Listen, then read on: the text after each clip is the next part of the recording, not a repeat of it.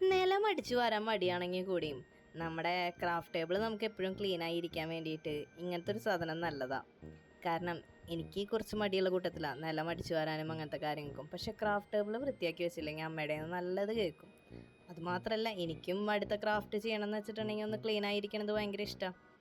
അപ്പോൾ അതിന് വേണ്ടിയിട്ട് ഇത് നമ്മുടെ പെൻസിലിൻ്റെ തൊലിയോ അല്ലെങ്കിൽ റബ്ബറിൻ്റെ പൊടിയോ അങ്ങനെ എന്തെങ്കിലും ഉണ്ടെങ്കിൽ തന്നെയും അതൊക്കെ ക്ലീൻ ചെയ്യാനും പിന്നെ നമ്മുടെ കുഞ്ഞ് ക്രാഫ്റ്റുമ്മലൊക്കെ ഉണ്ടായിരുന്ന പൊടിയൊക്കെ തട്ടിക്കളയാനൊക്കെ ഇത് യൂസ് ചെയ്യാം. ഇതിന് വേണ്ടിയിട്ട് ആകെ വേണ്ടത് 3 സാധനങ്ങളാണ്. പേപ്പറും പിന്നെ സിസേഴ്സും ഗ്ലൂവും മാത്രം മതി. ഇത് നമുക്കിപ്പോൾ A4 ഷീറ്റ്, ഞാനിപ്പോൾ കളർ A4 ഷീറ്റാണ് യൂസ് ചെയ്തേക്കുന്നത്. കളർ A4 ഷീറ്റ് തന്നെ വേണമെന്നൊന്നുമില്ല. അതിന് വേണ്ടിയിട്ട് അതിന് പകരമായിട്ട് നമുക്ക് സാധാരണ ന്യൂസ് പേപ്പറോ അല്ലെങ്കിൽ നമ്മുടെ സാധാരണ A4 ഷീറ്റോ അങ്ങനത്തെ എന്തെങ്കിലുമൊക്കെ മതി. കളർ A4 ഷീറ്റ് ആണെങ്കിൽ നമുക്ക് കളർ ചെയ്യണ്ടെന്ന് മാത്രമേ ഉള്ളൂ വ്യത്യാസം. അതിപ്പോൾ നമ്മുടെ കയ്യിലുള്ള എന്ത് വെച്ചിട്ടായാലും ചെയ്യാം.